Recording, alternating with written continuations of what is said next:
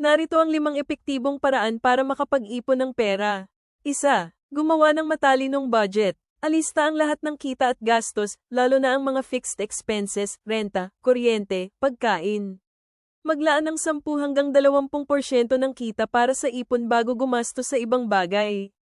Gumamit ng 50-30-20 rule, 50% sa pangangailangan, 30% sa luho, 20% sa savings.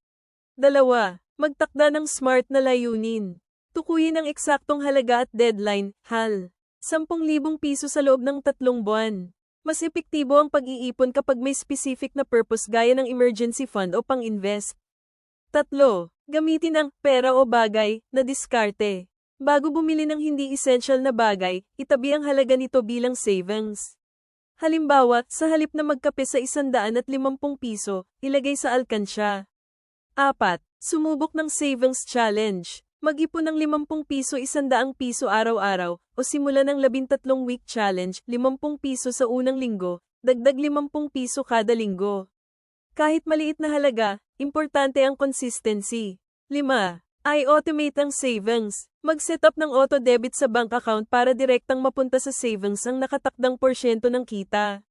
Gamitin ang digital wallets gaya ng GCash GSave para mas madali. Bonus tip, maghanap ng side hustles gaya ng online selling o freelance work para madagdagan ang income stream. Ang key ay disiplina at pagiging consistent kahit 20 piso araw-araw, aabot sa 7,300 piso sa isang taon.